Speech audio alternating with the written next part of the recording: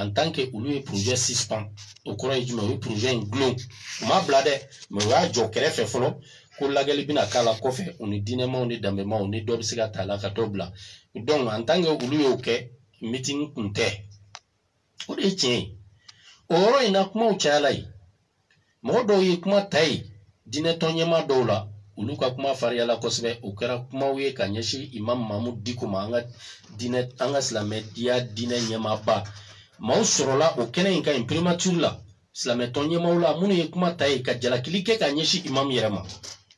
dɔw yɛrɛ ko a kuma dɔw fariyala dɔgɔyaliw yɛrɛ bɛ se ka kala yɛrɛ mais u yɛrɛ dama ye ɲɔgɔn jaabi o yɔrɔ in na yen ne kun tɛ yen dɛ mais u yɛrɛ de tilala ka bɔ ka na a fɔ an ye au conseil bureau national réunion na k'u yɛrɛ dama ye ɲɔgɔn jaabi ye k'a fɔ maa dɔw bɛ ka kuma ta cogo min ka ɲɛsin imam Diko ma k'a man kan donc yalɔ ko tiɲɛna aw ka ɲɛmaaba silamɛya diinɛ ɲɛmaaba o mana kɛ cogo cogo maa bɛ se ka taa sigi fanga kɔrɔ cogo di k'e ye silamɛtɔn ɲɛmaa ye k'i ka ɲɛmaa labila diinɛ ɲɛmaa k'o labila o ye k'o dɔgɔya o ɲɛnɛ ka kuma fɔ o ma o ɲɛnɛ min b'o mankutu tiɲɛ o de ye ko gɛlɛya sinon olu minnu taara lamɛnli kɛ ni u kun danna lamɛnli ma u tilalen u ko premier ministre ma an y'i lamɛn i ye décision min ta a diyara an ye a bɛnna ma o b'a yira k'i y'an bonya mais an tɛ se ka fɛn f'i ye parce que anw tɛ ɲɛmaa ye an fana ka ɲɛmaaba de bɛ yen anw yɛrɛ bɛɛ ye ladu ta min ye ka sɔn min ye k'a fɔ o y'an ka ɲɛmaa ye an bɛ segin o ma an n'o bɛ taa kuma n'an bɛnna min na n'Ala sɔnna ma an bɛ n'o f'i ye wallahi n'a kun kɛra o kɛcogo in na an bɛ yɔrɔ min na bi an kun tɛ s'o ma parce que gɛlɛyaba kun tɛna sɔrɔ a la ɲɔgɔn sɔsɔba kun tɛna sɔrɔ a la mais a ma kɛ ten dɔw taara kuma u yɛrɛ ka tɔnw tɔgɔ la dɔw ye kuma ta olu ye dɔgɔyaliw kɛ olu ye kuma juguw fɔ kɔfɛ o de kɔfɛ imam Diko y'an wele k'an ka taa sigi sisan meeting ko kuma in na n'a bɛ kɛ n'a tɛ kɛ an k'o fɔ ɲɔgɔn ye c'est o yɔrɔ de la maa minnu kun ko k'a kɛ parce que o conseil ka sigi kun fɔlɔ min kɛra ko in kan bɛɛ lajɛlen ye ko in condamné sigi fɔlɔ min kɛra ni Diko y'an wele nin ko in kan maa kelen ma sɔrɔ yen o don min ko k'an ka sigi k'a lajɛ bɛɛ lajɛlen ko an ka wulikajɔ kɛ joona joona kumaw fariyala a don maa dɔw ko yɛrɛ ko ministre ka démissionner u yɛrɛ ye déclaration kɛ k'u yɛrɛ tɔgɔ fɔ k'olu y'o ɲini c'est vrai an balimakɛ don Musa Ba Sabati 2012 président a y'a fɔ kɛ tiɲɛ don a y'a fɔ ko a don sigi fɔlɔfɔlɔ min kɛra ko in kan ale yɛrɛ kumala ka fariya ko fo ministre de l'éducation ka démissionner a ka baara bila parce que nin man kan o ye tiɲɛ de ye o wa fana sigi filanan min kɛra meeting ko kan a sɔnna k'a fɔ meeting ka kɛ mais a ka kɛ kɛcogo la yaasa ka tɔɔrɔyaw bɔ a la o fana ye tiɲɛ de ye o mais ko laban na a ma to a ka position kan o de kan ka dɔn kuma b'o dɔrɔn de nɔ sinon a fɔra o ko kun fɔlɔ la sigi kun fɔlɔ la yanni maaw ni premier ministre ka ɲɔgɔn ye bɛɛ ko ka ko in kɛlɛ bɛɛ ko ka wulikajɔ kɛ mais maaw ni premier ministre kelen ka ɲɔgɔn ye de maaw y'u ka kumakan bila maaw y'u ka position bila an bɛ fɛ o de ka dɔn n'o tɛ Musa Ba y'a fɔ a ka kumaw daminɛ la tiɲɛ don k'a fɔ ko in ka wulikajɔ kɛ a ko yɛrɛ ko ministre kan ka démissionner n'o ye ministre de l'éducation ye maa wɛrɛw sɔrɔla yen n tɛna tɔgɔfɔli kɛ n'olu yɛrɛ tigiw m'u yɛrɛ tɔgɔ fɔ ne t'u tɔgɔ fɔ komi Musa Ba yɛrɛ de y'a yɛrɛ tɔgɔ fɔ médiaw la an ye débat minnu fana kɛ Tiledu la a y'a yɛrɛ tɔgɔ fɔ ka nin kuma in fɔ k'a fɔ k'ale ko ministre ka démissionner donc c'est pour cela ne bɛna tɔgɔ fɔ sinon n kun tɛ tɔgɔfɔli kɛ sinon maa wɛrɛw fana sɔrɔla yen minnu y'u kangara ko meeting in tɛ kɛ k'a sɔrɔ sigi kun fɔlɔ la u ye kumakan gɛlɛn min fɔ o dɔw juguyara ka tɛmɛ Musa Ba ta kan yɛrɛ mais comme olu tigiw m'u yɛrɛ tɔgɔ fɔ fɔlɔ n tɛna olu tɔgɔ fɔ donc an bɛ taa ni o méthodologie ye ni min yɛrɛ tɔgɔ fɔ an bɛ don o ta la k'o fana fɔ a kɛra cogo min k'a fɔ a fɔcogo la laadiriya la mais Musa Ba y'o bɛɛ fɔ fo sigi kun filanan na ne yɛrɛ ko n b'a ka position appuyer n'o ye k'a fɔ meeting ka kɛ mais maaw bɛ siran na fɛn minnu ye an k'an jija ka organiser ka ɲɛ o bɛɛ ka bɔ a kɔnɔ tiɲɛ de don a ye nin bɛɛ fɔ mais problème nana kɛ mun ye a ma to a ka position kan a nana bɔ a ka position kan parce que tɔw bɔra u ta kan ko parce que premier ministre y'a laɲini ko ka meeting bɔ a ma o dɔrɔn de ye tiɲɛ ye an ka tiɲɛ fɔ ɲɔgɔn ye maaw ko ka wulikajɔ in kɛ ka kɛlɛ in kɛ mais premier ministre ni maaw kelen ka ɲɔgɔn ye maaw ka position n'u ka hakilila yɛlɛmana o de ye tiɲɛ ye o tɛ wuli ni premier ministre tun ma weleli kɛ maaw tun bɛ t'u ka position kan mais u fana ka sɔn o ma o ka dɔn mais premier ministre kelen k'u wele de u bɔlen primature la ka na sigi o conseil tabali kan a bɛɛ y'a ka hakilila bila a bɛɛ y'a ka position bila o ye tiɲɛ de ye tiɲɛ min n'a tɛ wuli donc en ce moment ne y'o de fɔ an bɛ ɲininkali min kɛ olu y'u ka position bila premier ministre ka laɲini kama mais Diko tora ka hakilila kan ko fo ka meeting kɛ o kɛlen sisan maa fila de ka kumakan bɛ yen en ce moment Diko ka laɲini ani premier ministre ka laɲini diko ale de ye silamɛw ka ɲɛmaaba ye i b'a fɔ ala y'a fɔ cogo min an kun kan k'a to a ta la o wajibi de ye kuranɛ aya b'o jɔ an kan a jɛlen ni maa min ma sɔn o ma i b'i yɛrɛ sago kɛ de la o b'i ni ala de cɛ o n y'o de fɔ n ko an ka siran mɔgɔw an ka ɲini ala fɛ an ka siran ala ka an sɔn ala ɲɛ siranya la wa an yɛrɛ ka siran ala ɲɛ ala ka kumakan fɔlen ka jɛya ni ko i bɛ ayiwa kuma wɛrɛ ɲini o la hali bi i k'a dɔn k'a fɔ a tɛ ni maa cɛ a b'i ni ala de cɛ donc diko de ka kumakan kun kan ka kɔrɔta nin yɔrɔ la fanga ta sanfɛ premier ministre ta sanfɛ parce que a ye min ɲini an fɛ ala sɔsɔ tɛ wa jamana ci tɛ dugu ci tɛ non donc nin ye fɛnw de ye fɛn minnu mɔgɔw man ka sɔsɔli caya a la parce que u bɛna tile gan na nin baara in na ni maa filila i k'i ka fili dɔn a bɛ dilan cogo di an b'an tɛgɛ di ɲɔgɔn ma o fana bɛ se ka kɛ o dilan cogo b'a la ne yɛrɛ ye dɔ fɔ o dilan cogo hakililaw la o mais an ka commencer ka don o de kɔnɔ mais mɔgɔw kana insister kojugu k'u bɛn'u yɛrɛ jɛya non n'i y'a ye politique mɔgɔw tun bɛ yen an jo b'a la dɛ parce que violence tun bɛna kɛ parce que a tun bɛ tan donc non nin yɛrɛ jɛya in ka dabila donc vraiment n tun bɛ fɛ ka nin yɔrɔ fɔ ka jɛya ayiwa ala ye mun de fɔ ko in na parce que o conseil islamique tɛ parti politique ye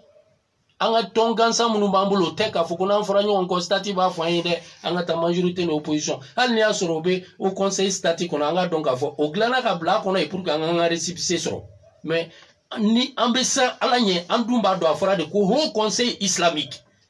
a ma fɔ haut conseil politique a ma fɔ haut conseil d'une association laïque non a fɔra haut conseil islamique donc n'anw bɛ siran ala ɲɛ an minnu b'a kɔnɔ dɛ hali n'an ka stati bɛ fɛn wɛrɛ fɔ mais n'an fɔra ɲɔgɔn kɔ anw kan ka kiti kɛ ni ala ta de ye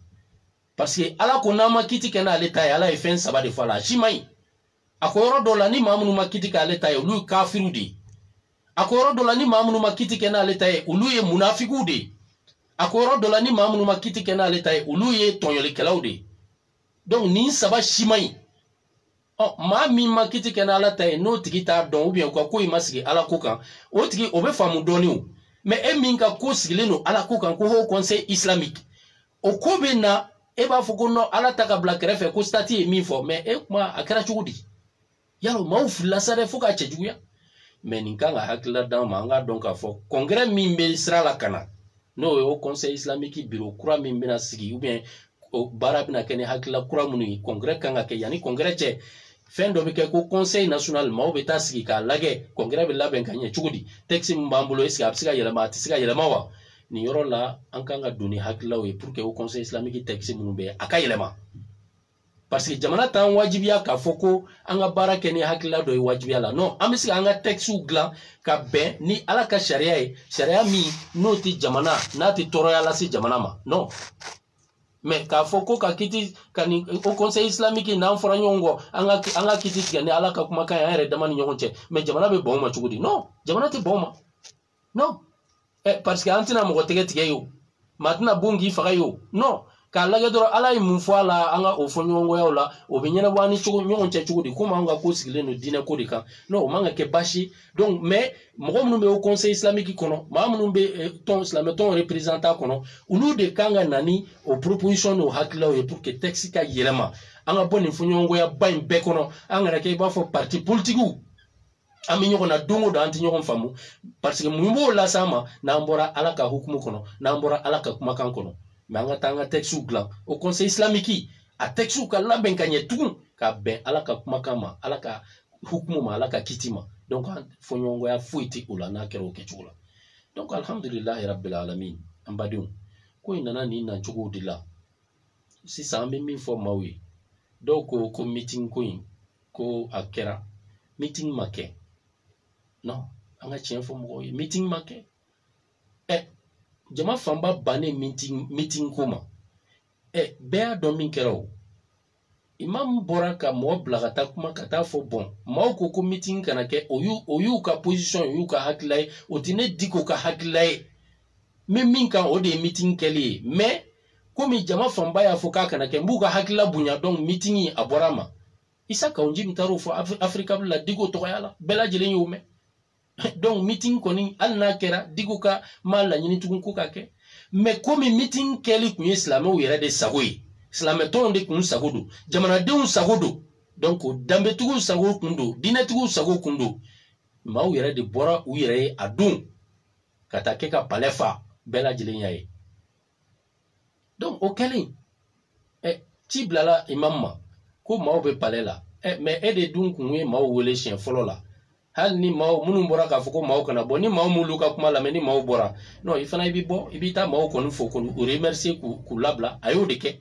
utara no anana ayi maw fo ku remercier ku labla ka iro la ka fo meeting borama mais maw yere klena ka ta fa ka misir la ka ta bonya masigin ke ama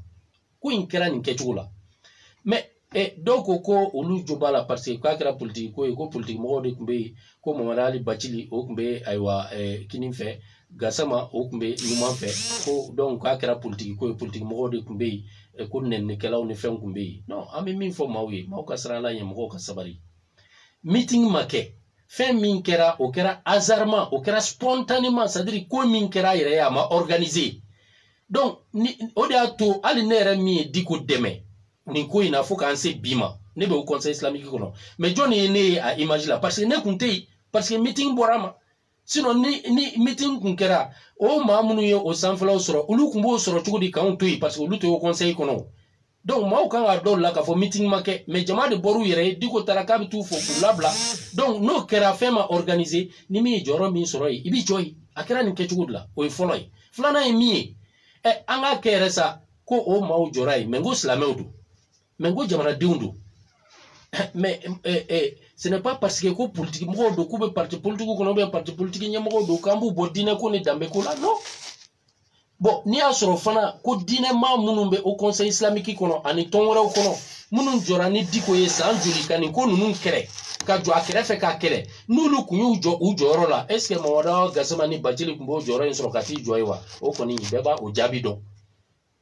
o kunto soro kati joy mais nulu yu joro bla ni dine ton nyama o yu ka joro bla munungu me delega keleke ka koro dine nyama ba kerefe imam Mahmoud diko kerefe nulu ma jo joro la ni mama yi joro en soro biti joy de donc jalakite o mauta e munun taru joy mais munu yu joro bla de ni jalaki be jalaki kulu tai c'est pour cela nganga bo jalaki ngono c'est pas la peine bon munun fara ko ko ni meeting kera fitna bna wuli marfa be chide murube keta be keta mais jamana dew ya yirula ka aw ya on neni dew mais mi jamana dum bora herela ka dum herela jama min bora o de kunga chaka te mal na fara ko meeting ke ka organiser mais kala makari mo wala hali yiri amakari mo bora palela ka klaka tama kata fo digo ka aywa misiri la kilometre joli ou bien nyo kerefe doni mais o ka janyo kona misiri ni palais kata buya masigin ke ayi mais joni ya me ko mai ma buo joni ya me ko mai fendo kari mai fendo chi non donc ni mbeba ila ka fo munu ko ye bisiyauta kanyeshi islamuma ka bisiyauta kanyeshi jamana deuma ka fo ko ni meeting kera fitna bi wuli ni mbeketa na donc ni bisiya nunu shima ke chi kiyana na ira donc c'est pour cela munum bana meeting ma est-ce que ou kelenga hakila de kunowa ou bien ulu yerabe ton munu représenter ou ne ton nunu beneno alawa ni ne kuma yo nina ne koni mbaye ka fo si ni asoro bara kun kera kechula ko ma munu be au conseil islamique kono be ka ton de représenter ko yanu kunga fo kube meeting bali ou kunga singa tuka tondo nyinga folo ni tondo ye min fo na be kenatike sigata la meeting ni mbeke parce que la même te son chuchi ku kanyamgo labla fena femi ate ala soso ate jamanachi non la même te son goke donc ami min fo mawi ni ne ko infamu chugo yi la dirileya konna la ka surunya ala tay mi ko fo mado maw ka kuma kacha parce que maw be majorité ko no opposition ko de kono onte do kono non un débat que on donne à clé doula ou ya essaye chugo be ku be ko inka nete do kono ou bien ka ke mo ko mo do biti si ka imam Mahmoud diko attaque personnel ou imam ya kita na ni kenyo fa nete do kono parce que nete mo ko kelela o ne o fo ko jea de pinga ko indamine ngonte mo ko kelela nte diko ko kelela nti ka ke ka diko la fasa nti ka ke ka mo la gosi mingo ka kana ke no mi ka ke nga principe dine principe dambe principe mbo kelela c'est pour ça nini mo sigla kuma na ni ya ke diko ko ntina ijabi re parce que nete diko ko kelela obi ni diko che ibe min fo la ça n'engage que toi-même donc ni tara ke fana majorité ko ni opposition ko o ire ka kodi parce que jamana dombo drone kono mo be ni intérêt ko de kono ha ni fendo fora no be dine deme abe dambe deme mais ni asoro ko o mandi fangai mɔgɔw ka u t'u ka diinɛ jate u tɛ danbe jate tugun u b'o ko in ta k'o kɛ majorité ko ni opposition ko ye u bɛ lagosiliw kɛ an tɛ don olu kɔnɔ non jamais c'est pour cela Musa Ba yɛrɛ y'a fɔ a ka kuma kɔnɔ k'ale kɛlen k'a fɔ ko ministre ka démissionner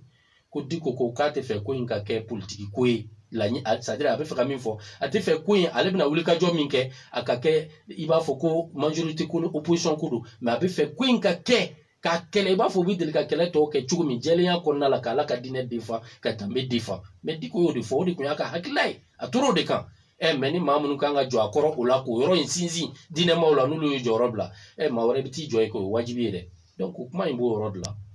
an bɛ hakili la waati bɛ ka taa n'Ala sɔnna ma waati kunkurunna an bɛna nɛgɛjuru sira labila an ni maaw cɛ ni ɲininkali bɛ maa minnu bolo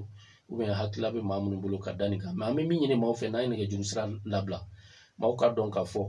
nin ko in tɛ kɛlɛ ye kɛlɛ tɛ au conseil islamique mɔgɔw ni ɲɔgɔn cɛ kɛlɛ tɛna se ka don an ni ɲɔgɔn cɛ an ye min kɛ ɲɔgɔn fɛ diinɛ baara la san caman ko don Diko yɛrɛ y'o fɔ bɛɛ lajɛlen ye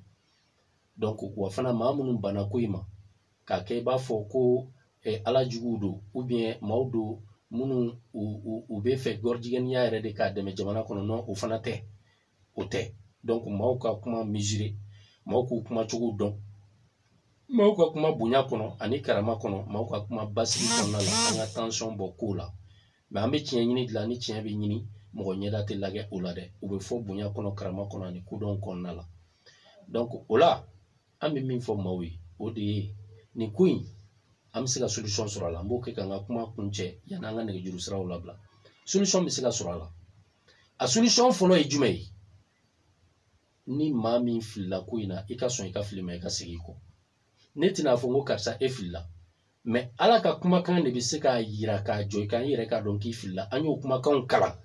maa minnu bɔra Imam Mamudu Diko silamɛw ka ɲɛmaaba ka hakilila kɔ ko in na Ala y'a yira k'a fɔ k'olu filila parce que u kan k'a to a ta la ni kuranɛ aya jɛlen wa ati'u Allah wa ati'u rasula wa ulil amri minkum donc minnu bɔra u kɔ u filila parce que Imam ma yamaruya kɛ ni Ala sɔsɔ ye u filila kuma yɛrɛ t'u la kuma fila t'u la dɔnnikɛlaw tulo bɛ n kana an karamɔgɔw tulo bɛ n kana u b'a dɔn n bɛ ka min fɔ kuma namaralen tɛ kuma jɛlen don donc pour que an ka don réconciliation kɔnɔ musalaha kɔnɔna la ko in ka nɔgɔya o la maaw ka bɔ yɛrɛ lafasaba la maaw ka sɔn u ka fili ma u ka segin u kɔ maa tɛ bonya fili ma ni segin kɛra kɔ o ye démarche fɔlɔ ye filanan ye jumɛn ye maa minnu ko ka meeting k'a kana kɛ n'u y'a bɔ a ma u y'a kɛ parce que u ni premier ministre sigila ka kuma u ka taa fɔ o premier ministre kelen ko u kun bɛnna min na n'o ye k'a fɔ k'u ka commission sigi commission min diinɛmɔgɔw bɛna k'a la danbemɔgɔw bɛna k'a la u bɛna taa projet in d'u ma tugun k'u b'a lajɛ jumɛn ka ɲi jumɛn man ɲi u ka taa fɔ premier ministre ye ko in bɛ yɔrɔ min na k'o tɛ se ka kɛ tugun parce que o bɛna kɛ sababu ye ka dɔ fara fitina tɔ kan o bɛna kɛ sababu ye ka dɔ fara tension kan wa fana o yɛrɛ man kan u ka taa fɔ a ye ko k'o bɛɛ jɔ commission ko ka jɔ dossier in k'a fili poubelle kɔnɔ le retrait pur et simple de ces documents min inspiration bɔra kɛnɛma de kɛnɛma jamanaw de la kɛnɛma jamana jumɛn Hollande ye jamana min yɛrɛ diɲɛ kɔnɔ maa t'u ɲɛ PDA la u ka jamanaden fanba n'i y'a tilan fila ye tilan kelen bɛɛ lajɛlen ye PD de ye wa diɲɛ kɔnɔ jamana minnu sɔnna ka PDA yɛrɛ officialiser ka papier k'a la a mariage bɛ kɛ u ni ɲɔgɔn cɛ Hollande don u nana ni wari de ye fana ka wari di wari min sɛbɛn no document kɔnɔ wari kun fɔlɔ min dira miliyari 1 ani miliyɔn 800 ani kɔ franc CFA la hali a tɛ 2 miliyari bɔ fɔlɔ donc dɔw ko ni ɲɔgɔn kun bɛ deli ka k'an ka denmisɛnw kun ye a bɛ ta bɛɛ b'a dɔn k'a fɔ ni nin tɛ kelen o kun bɛ kɛ yan depuis san joli est-ce que mankan kɛra o la mɔgɔ ye mankan kɛ wa c'est que o min bɛ ka kɛ i b'a sɔrɔ ça c'est normal o n'an ka diinɛ n'an ka danbew bɛ ta mais n'i y'a ye nin mankan kɛra a la bɛɛ ko k'a man kan c'est que ça veut dire que o tɛ kelen donc karamɔgɔw kana sɔn ka amalgame kɛ k'u ni ɲɔgɔn cɛ n'ala ye kɛ kodɔnna ye tilen i ka dɔnniya kɔnɔ sa kana maaw tromper kana maaw lafili tiɲɛ fɔ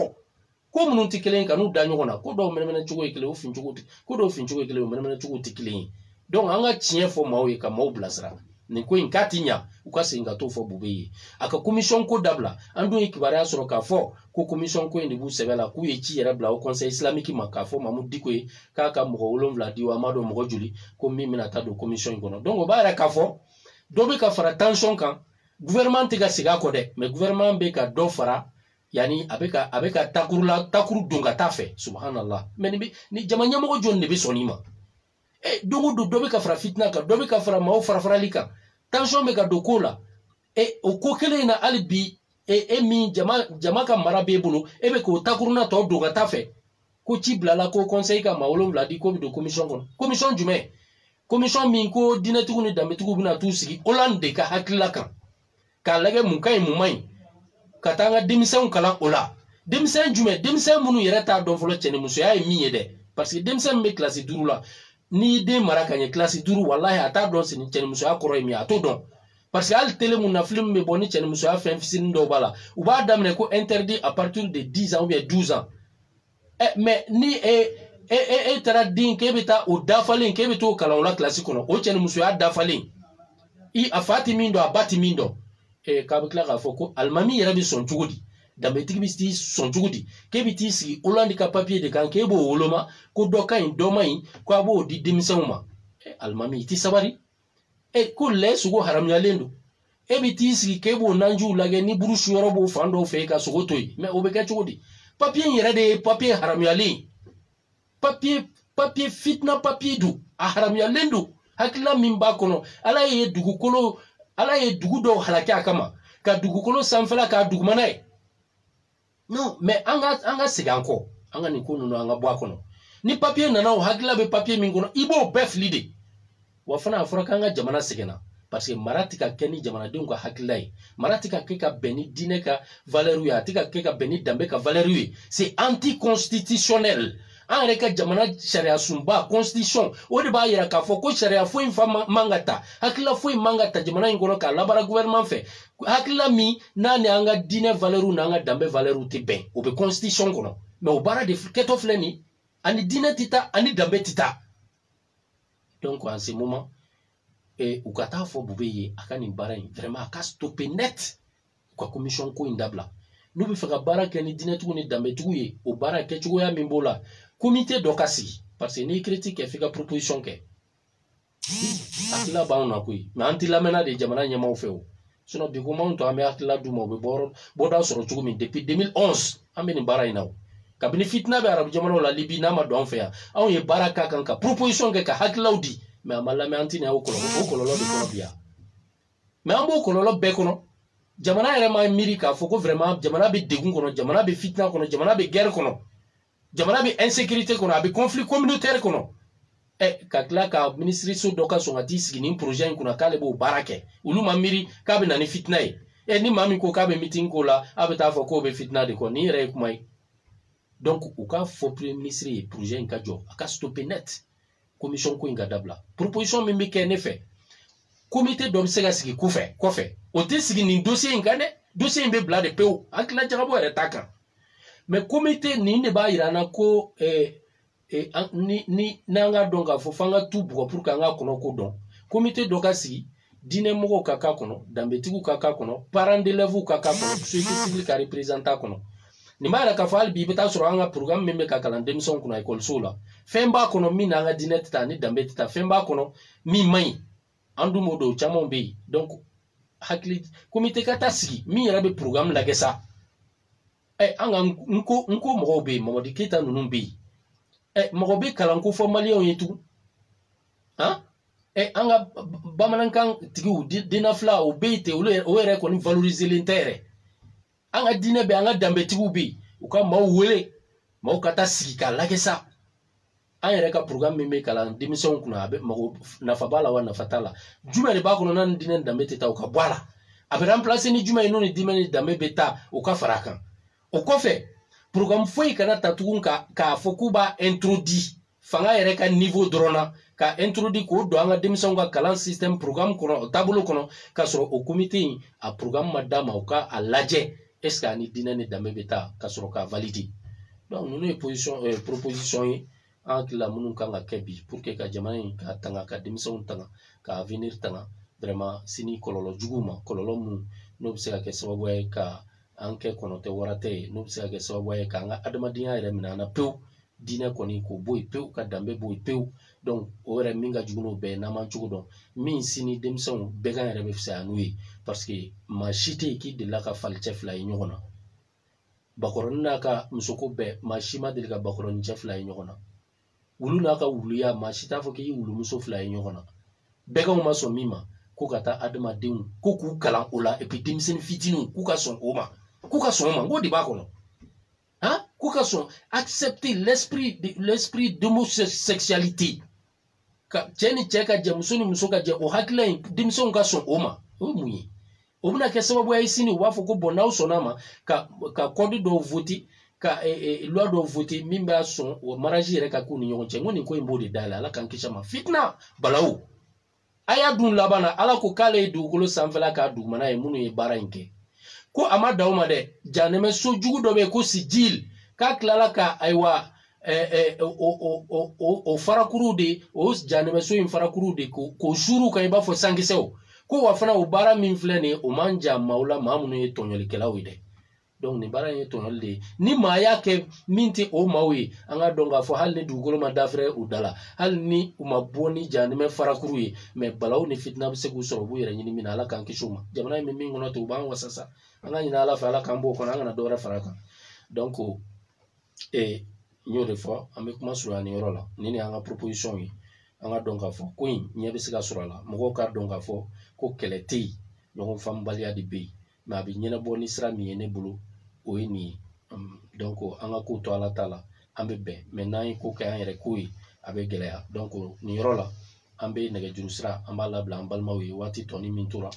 n'an ye maa minnu lasɔrɔ an ka ɲɔgɔn masala bonya kɔnɔ karama kɔnɔ dɔgɔyali kana kɛ a kana kɛ tension kɔnɔ mɔgɔw k'u ka hakilila di donc an ka se ka ayiwa dɔ bɛ nɛgɛjuru sira la allo waaleykum salaam wa rahmatulah ayiwa n ba sangare n ba n ce alhamdulillah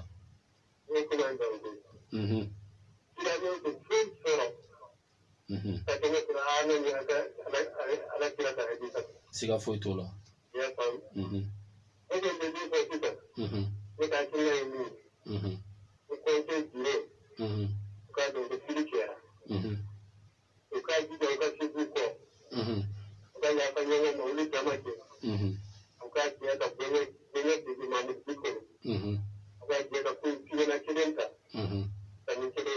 kosɛbɛ kosɛbɛ o de ka kan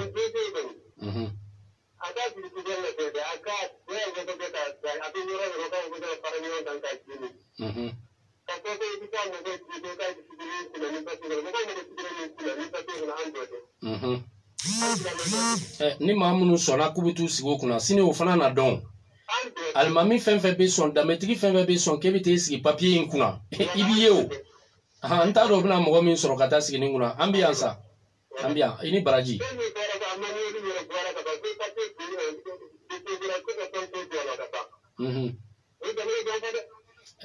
sangare ala k'a ɲɛ ka d'a ma maa wɛrɛw bɛ nɛgɛjuru sira la i ni baraji an y'a faamu waaleykum salaam wa rahmatulah donc kuma dɔ bɛ yen nin yɔrɔ la sangare ye hakili jigin a la ko hadisa dɔw ko kira ka hadisa dɔ bɛ yen ko ayiwa mɔgɔ bɛ nɛgɛjuru sira la allo waaleykum salaam wa rahmatulah an b'a la tanu alhamdulilah i kan kɔrɔta dɔɔni Bubakar Bari ka bɔ min Yirimajɔ i b'i kan kɔrɔta dɔɔni Bari an tulo b'i la amin ya rabbal alamin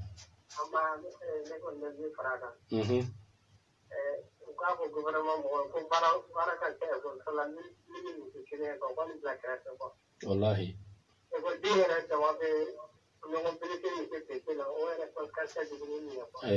a bɛ kɛ cogo di n bɛna secret yɛrɛ f'i ye munna u tɛ se k'o kɛ sinon o de kan ka kɛ mais munna gouvernement tɛ se n bɛna secret fɔ n'i tilala voilà i Bari Batuma n bɛ nin yɔrɔ jaabi i bɛ nɛgɛjuru sira labila dɔ ko kira ka hadisa dɔ bɛ sallallahu alaihi wasallam ko ala kira b'a fɔ ko al-muslimuna ala shurutihim ko ni silamɛw yɛrɛ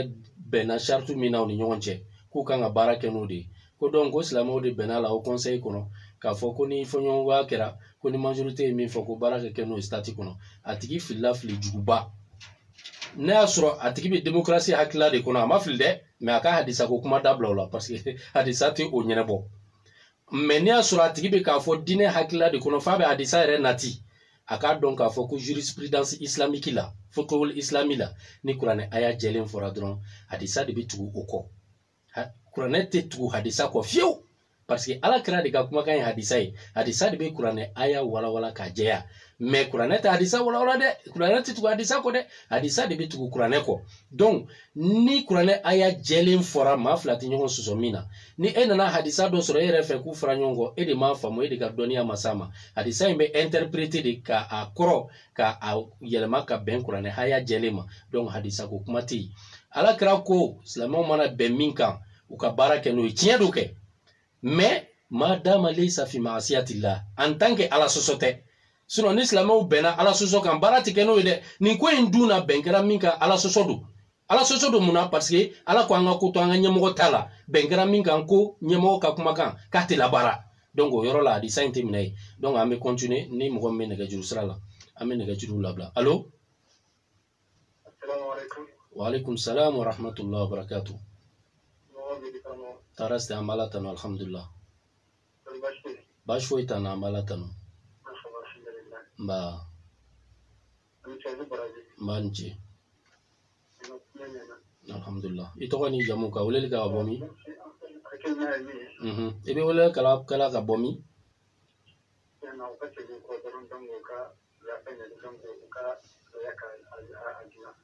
ayiwa baasi t'a la an y'o faamu u ka segin u kɔ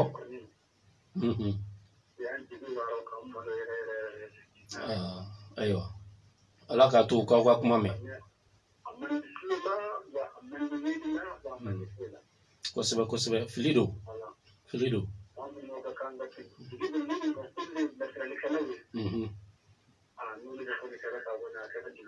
a gɛlɛyala kosɛbɛ mais bɛɛ bɛ fili maa n'i filila n'i ka fili dɔ i ka segin kɔ mais n'i ko i tɛ segin kɔ sa wallahi wa'tasimu bihablillahi jami'an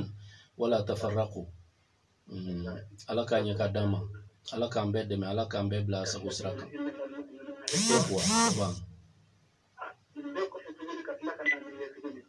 a gɛlɛyala i ni baraji an ye hakilila faamu maa wɛrɛw bɛ nɛgɛjuru sira la i ka hakɛ to an ye hakilila faamu n'ala sɔnna ma u tulo b'aw la aw de ye u kɔmaw ye hakilila u kan ka baara kɛ ni kɔmaw ta ye salamu alaikum wa rahmatullah wa alaikum salam wa rahmatullah ayiwa i ka arajo i b'a kan jigin kosɛbɛ ou bien i b'a faga yɛrɛ i tɔgɔ ni jamu k'an wele ka bɔ min i Tarawele an b'a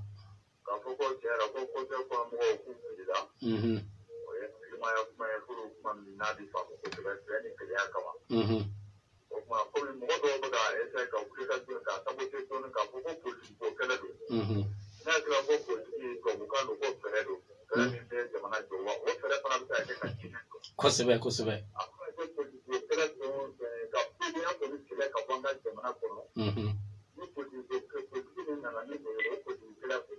o ka ɲi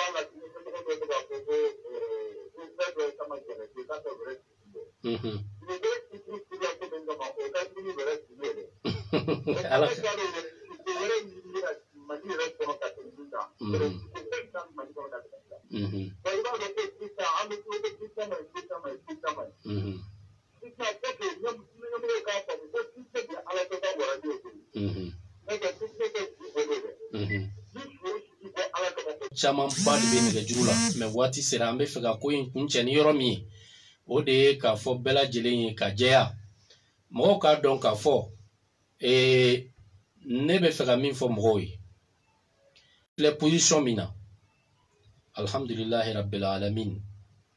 n tɛ fanga kɛlɛ la n tɛ majorité la n tɛ opposition na wallahi min kale n tɛ ka nin ko in kɛ ko n bɛ ka fanga de kɛlɛ ala ka n kisi fanga kɛlɛli ma an bɛ dugawu de kɛ fanga ye, fanga ala k'a kɛ silamɛw sago ye, k'a kɛ silamɛya sago ye, k'a kɛ ala sago ye. An bɛ dugawu de kɛ fanga ye, ala ka hakili ɲuman d'u ma k'u bila a sira tilennen kan, k'u bila jamanajɔ sira kan, ka jamanadenw hinɛ d'u la, k'u kanu d'u la. An bɛ dugawu de kɛ fanga ye, ala ka fanga kɛ jamanadenw sago ye.